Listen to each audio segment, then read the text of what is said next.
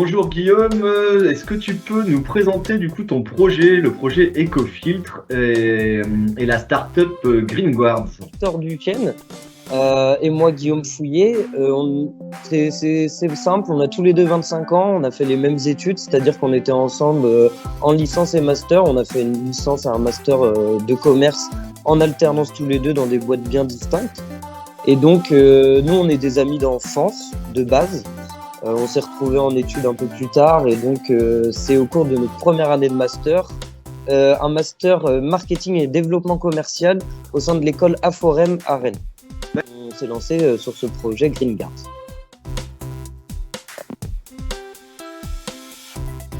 Très bien.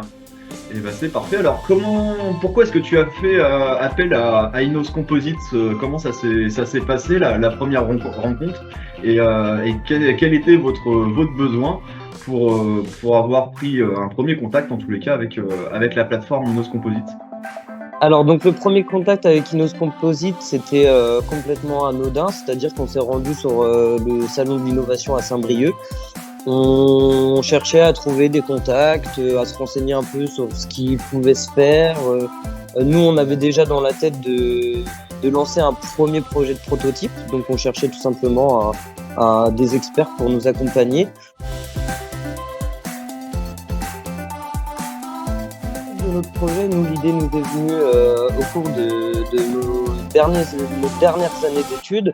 Donc le principe, en fait, c'était de se rendre compte qu'il y avait une problématique actuelle en France, qui est que 50% des déchets qui sont drainés par les eaux pluviales finissent aujourd'hui directement dans la nature en passant par les bouches d'égout. Donc nous, tout simplement, en faisant le tour des villes et en rencontrant du monde, on a souhaité développer une solution, donc un bac amovible qui viendrait donc se glisser sous les regards d'égout et qui permettrait donc de récupérer ces déchets et d'éviter qu'ils finissent dans le milieu naturel.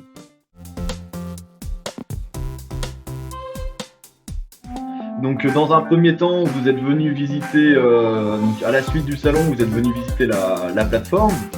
Et donc du coup, on a échangé ensemble sur le produit que vous souhaitiez faire.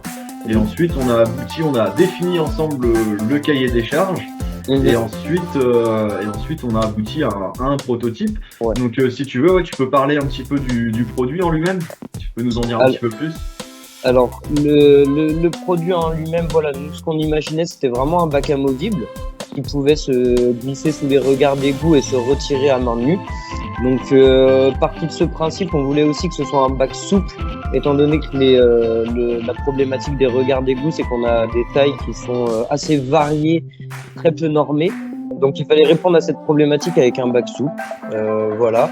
Donc, on a eu un premier essai avec une matière qui s'appelle l'EPHD, qui est un plastique en fait recyclable et qui permettait donc de minimiser les coûts, étant donné que c'est un produit qui est peu coûteux et qui en plus est assez résistant, parce qu'on avait des problèmes aussi d'environnement, étant donné qu'il fallait que ça puisse résister à l'eau, différents chocs de température tout au cours de l'année. Donc on a trouvé la matière qui nous semble en tout cas aujourd'hui être la matière la plus appropriée à l'heure actuelle en tout cas. Et donc le produit a été testé, on a pu le glisser dans des regards d'égout.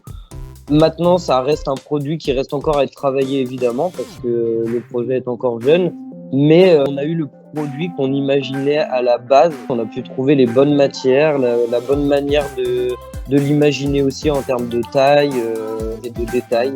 Donc voilà pour le produit. On est rentré en contact avec Com Boucher de chez Inos Composites. Donc, dans un premier temps, vraiment le suivi, nous, ce qu'on attendait de sa part, c'était qu'il comprenne déjà notre projet, qu'il puisse nous proposer des premières idées, parce que dans un premier temps, on s'était rencontrés en amont d'avoir un dispositif financier.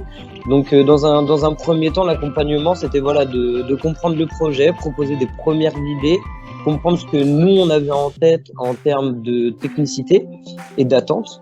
Donc le suivi par la suite, ça a été des échanges en continu assez régulièrement, de voir ce qui se faisait sur le marché déjà, ce qui existait, qu'il y a aussi eu des études de marché un peu plus approfondie sur la partie technique, tout simplement voir ce qui se faisait déjà et ce que nous on pouvait proposer. Donc de fil en aiguille, on en est arrivé à vraiment cette idée de bac et donc après des propositions qui sont arrivées les unes après les autres et de fil en aiguille forcément c'est un système d'entonnoir où on valide certaines idées, d'autres non et on arrive à un produit qui aujourd'hui nous convient.